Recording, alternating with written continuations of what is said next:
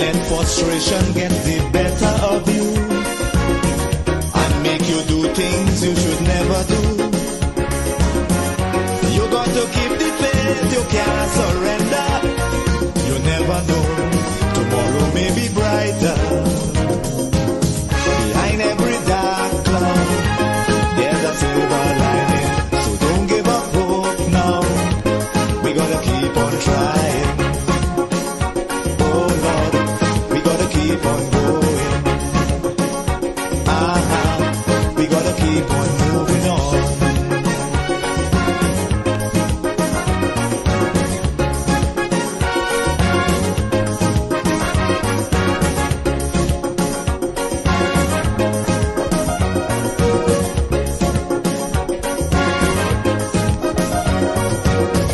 As long as you have health and strength, reaching your goal, nothing should prevent. Every time you fall, get up again. Don't sit down there like that and complain. You got to stand up and continue fighting. Don't give up, keep courage, you must win. Don't you know, behind every dark cloud, there's a silver lining. So don't give up hope now. We gotta keep on trying. Oh Lord, we gotta keep on going. We gotta keep on moving on.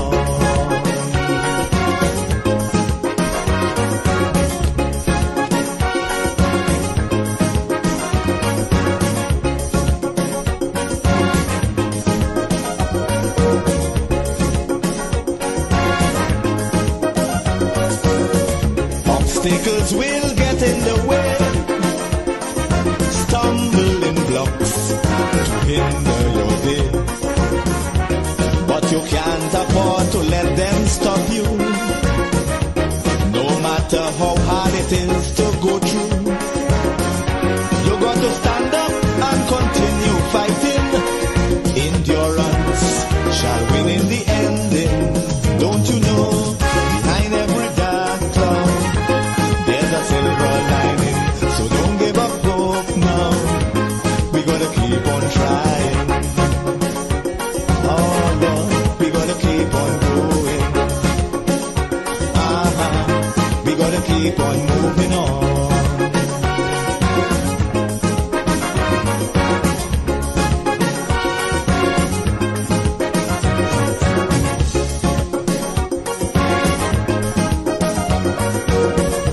Be of a strong, positive mind. Negative thoughts, leave them behind. We got to go forward in sure certainty. Let no element humbug that possibility. But if you give up, you have no way of knowing if next day would have brought good tidings. Don't you know, behind every dark cloud, there's a silver lining. So don't give up hope now. We gotta keep on trying. Oh Lord, we gotta keep on going. We gotta keep on moving on. Behind every dark cloud, there's a silver lining. So don't give up hope now. We gotta keep on trying. We gotta keep on going. We gotta keep on moving on. We know it's a long and winding road, and we got a heavy load, but we have to hold it straight. Get up and try again, because behind every dark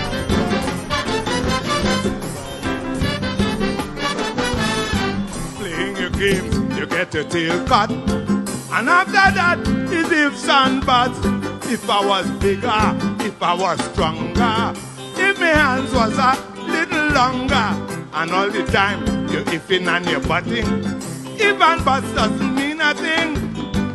If and buts are words that you use when you want to make excuse like, I could have this, I could have that. I should have this. I should have that. Well, if you could have, I could have that. you should have. I should have that. And if you could have, I could have that. you would have. I would have that.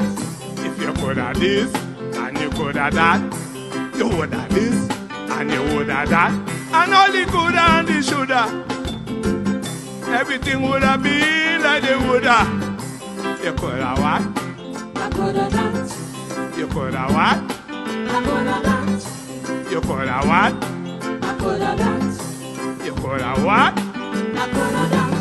Na me ay. You na me ay.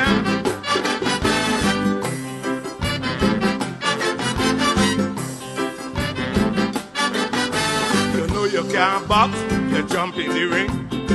And all the time, you're bobbing and you're weaving. What up, come? You fall on the ground. Not for help, you wouldn't stay down. You jump up quick, pop in your head. Before you lie down and pretend you're dead. Before you tell yourself to resign. One set of nonsense going through your mind. I could have this. I could have that. I should have this. I should have that. Well, if you could have, I could have that. you should have. I should have that. And if you should I have, should have that. you would have. I would have that. But you could have duck when he run amok. Or you could have twist and he would have missed. But you stand up like a stiff with your big head. If they didn't stop the fight, you would have dead. You could have what? I could have that. You could have what? I could have that. You could have what? I could have that. You could have what? I could have that. Na me ay, na ma wa.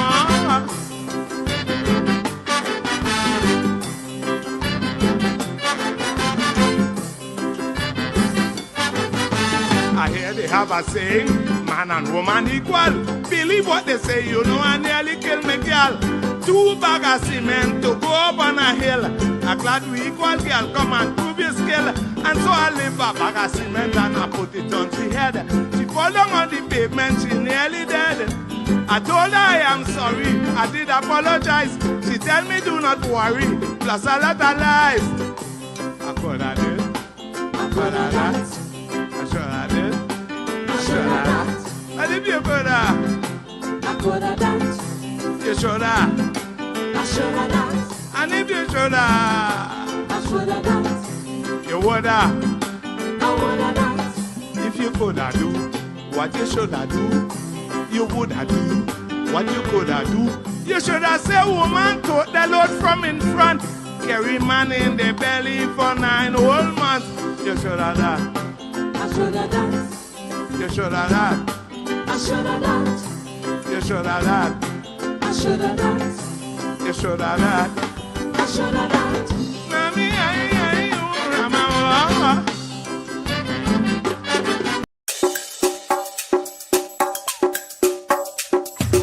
Keep me as the apple of thine eye. Hide me under the shadow of thy wing. O Lord, my Savior. It's so hard to deal with personal struggle. So sad when you feel alone in your trouble. It's real hard when you want to talk to a brother. It's so bad because of how some look at you after. So Jesus, cover me while you fix it. Cover me while you fix it. Cover me while you fix it. Jesus, cover me. Cover me while you fix it. Cover me while you fix it. Cover me while you fix it. Jesus, cover me. Cover my head. Satan want me dead. Cover my back from human attack. So Jesus, cover me while you fix it.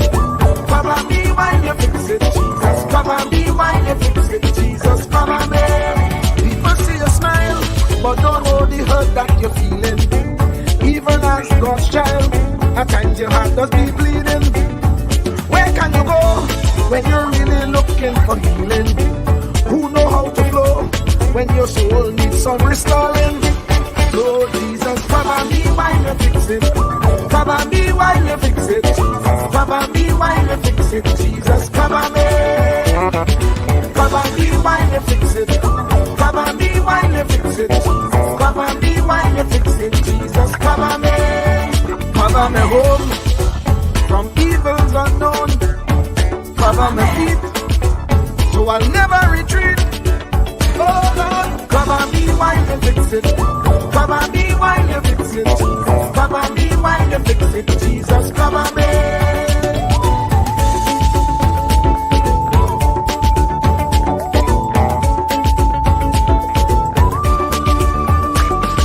Cover my brother, cover my sister, them who under pressure. Cover the preacher, every church worker, the young believer. Cover the worship leader and intercessor, every gospel minister. Cover. Jesus alone is the one who has the real answer. The one on the throne is the true and loving Father. He will hold your hand and keep you from going under. He will make you stand and let you know he's a fixer. Cover me while you fix it. Cover me while you fix it. Jesus, cover me while you fix it. Jesus, cover me. Cover me while you fix it. Cover me while you fix it. Cover me while you fix it. Jesus, cover me. Cover me mind.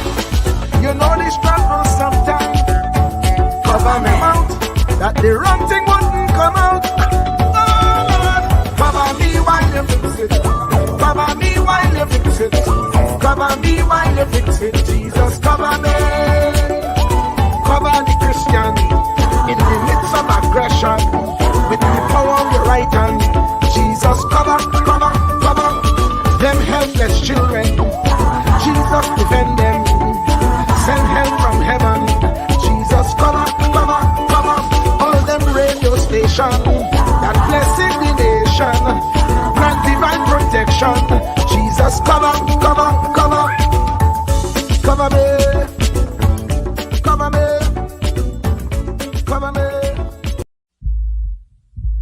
Truer words were never spoken. The less you associate with some people, the more your life will improve. Anytime you tolerate mediocrity in others, it increases your mediocrity. An important attribute in successful people is their impatience with negative thinking and negative acting people. As you grow, your associates will change. Some of your friends will not want you to go on.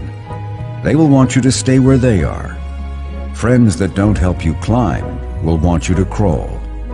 Your friends will stretch your vision or choke your dream. Those that don't increase you will eventually decrease you. Consider this. Never receive counsel from unproductive people.